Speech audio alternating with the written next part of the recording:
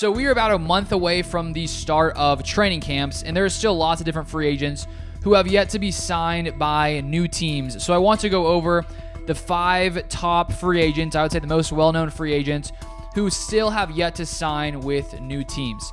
Starting off, we have number 5, Ezekiel Elliott. So Ezekiel Elliott was dominant for years and years in Dallas, but the past few seasons, with the wear and tear of carrying the massive load he carried for years and years in Dallas, starting to weigh on him, he hasn't been quite as explosive, quite as productive as he was in his earlier years in Dallas. If we take a look at last season, he only averaged 3.8 yards per carry, which is not great.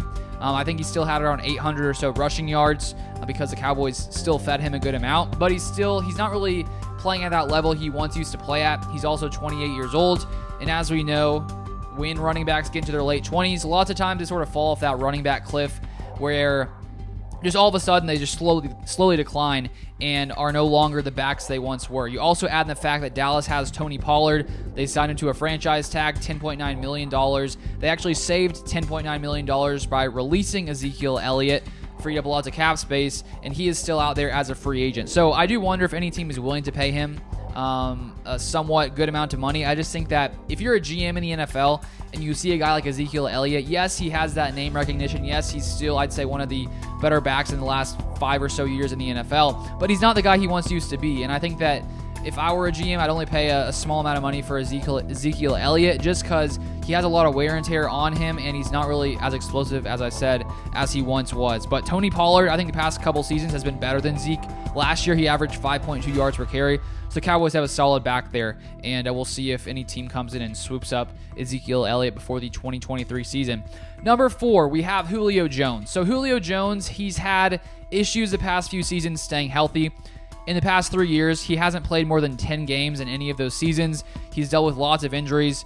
He, of course, is, I'd say, one of the greatest receivers in NFL history. He's up there for sure. 7 Pro Bowls.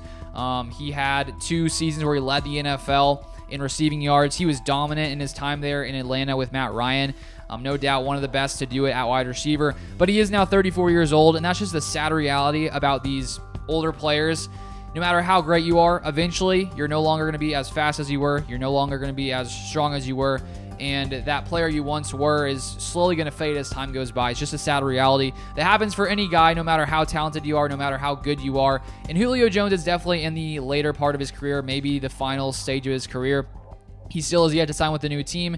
And I think that if you are a team to sign Julio Jones, you're not going to sign him for much. He was with the Buccaneers last year, had a few hundred receiving yards.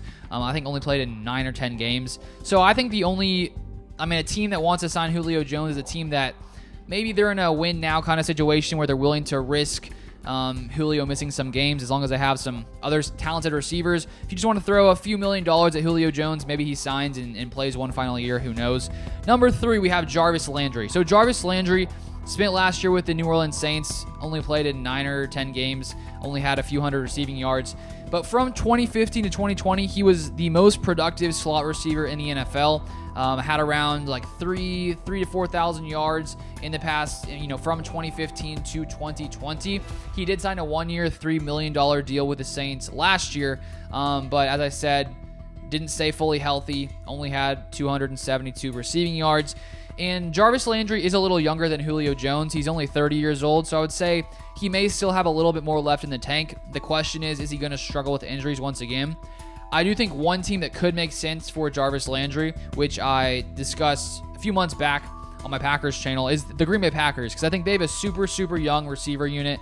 And to be able to add a guy like Jarvis Landry, not only would he be solid for Jordan Love, a reliable weapon in the slot, but also because of the young talent they have there, Landry would be able to mentor these guys, teach these guys, because right now the oldest receivers in Green Bay are Christian Watson and Romeo Doubs, which are, year 2 players.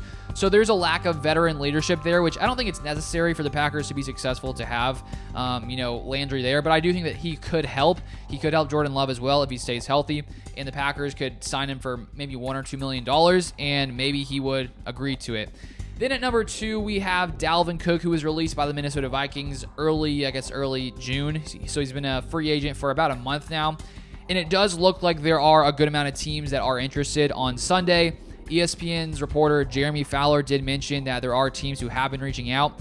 Dalvin Cook has yet to make his decision. A few teams right now, if we look at betting odds, up near the top are the Dolphins number 1, Broncos number 2, and then Jets number 3. He is from the Miami area, so the Dolphins could make lots of sense. I think that Dalvin Cook is a productive back. I think he has less wear and tear than a guy like Ezekiel Elliott.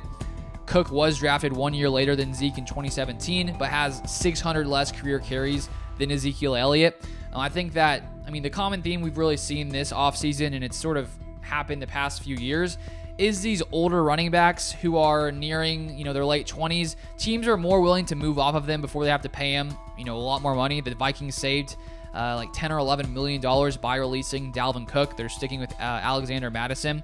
And so it's tough for these running backs who are trying to get second contracts.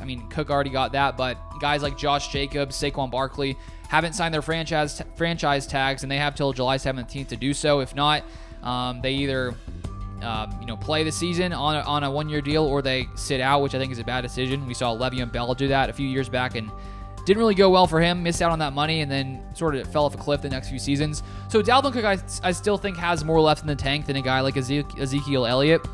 So I think that if you are a team that is pretty solidified and stacked in other areas on your roster, as long as you don't have too many massive holes, why not use a little extra money to pay a top tier back? But I think you only do that if you have every other hole filled, because I think that wide receiver is more important, offensive lineman more important, tight end more important, quarterback more important. I think running back is maybe the least valuable position in the NFL at this point, just because there's so many late round guys who come in, undrafted guys who come in, and as long as you have a really good offensive line, your back is probably going to get a good amount of yards. That's not to say that guys like Dalvin Cook, Ezekiel Elliott aren't great backs, because they are, but there's just a lot more talent out there than I'd say at other positions, like receiver. If you're getting top tier receiver, he's a guy who can separate, who can get open on his own, whereas running backs, they sort of need their offensive line to block.